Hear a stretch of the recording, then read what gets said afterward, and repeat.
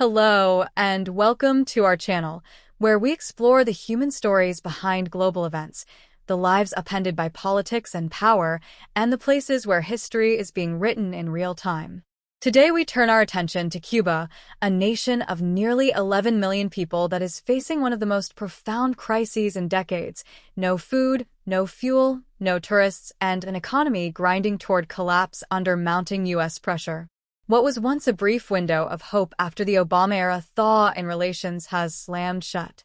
Classic car drivers like Mandy Pruna, who once ferried celebrities like Will Smith, Rihanna, and Kim Kardashian around Havana in his bright red 1957 Chevrolet, now stare at empty streets and a future without work. Hotels stand near vacant. Flights from Russia and Canada are canceled for lack of jet fuel. The annual Habanos Cigar Festival has been scrapped, and nickel mining giant Sherritt International has paused operations. Power cuts plunge cities into darkness, so deep that stars are visible in Havana at night. Trash piles up on corners because there's no fuel for dump trucks.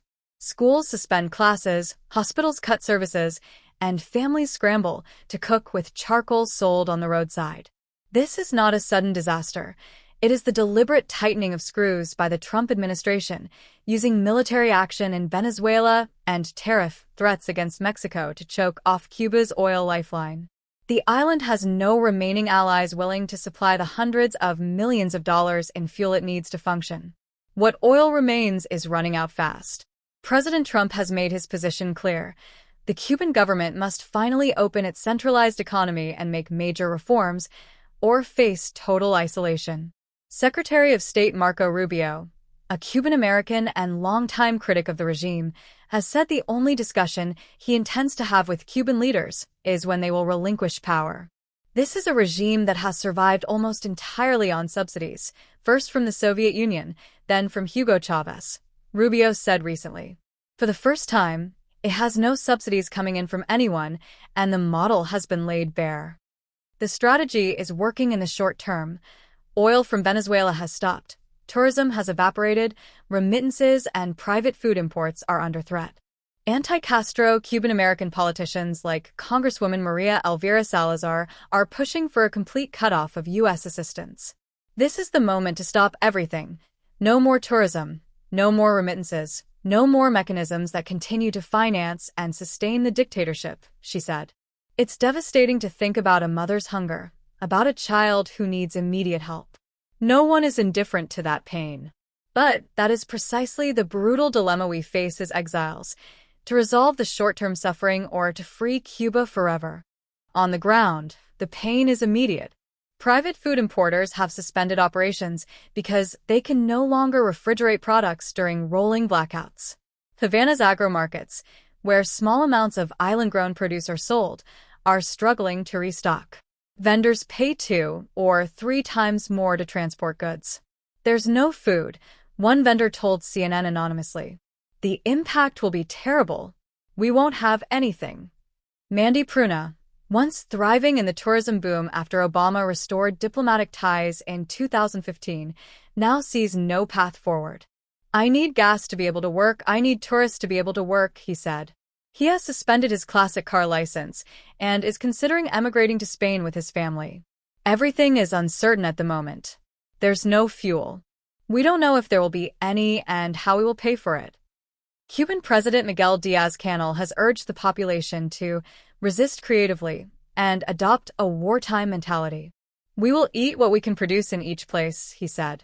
Now, if there is less fuel than food will not be able to leave from some municipalities to other ones. But decades of centralized agricultural policies have left the island heavily dependent on imports. That lifeline is now at risk. The humanitarian crisis is unfolding in slow motion. Hospitals ration power and cut services. Schools close to save energy. Workers are furloughed. Families cook with charcoal sold by men with stained hands on the roadside. At night, much of Havana is in near total darkness. The stars are brighter than they've been in years, not from romance, but from blackout. This is the cost of the Trump strategy, a deliberate economic chokehold meant to force political change. Whether it succeeds in toppling the regime or simply deepens the suffering of ordinary Cubans remains to be seen. What is clear is that the island is in uncharted territory, perhaps the most severe moment of uncertainty in living memory. The Cuban people are resilient. They have endured decades of hardship, isolation, and external pressure. But resilience has limits. When there is no fuel to cook, no food to buy, no tourists to drive, no remittances to rely on, daily life becomes survival. The question now is how long they can endure before something breaks, whether that's the government, the economy, or the people themselves. We will continue to follow this story as it unfolds. The human cost is already immense. The political outcome is still uncertain. But one thing is clear. In Cuba today, life is grinding to a halt, and the world is watching. Thanks for watching.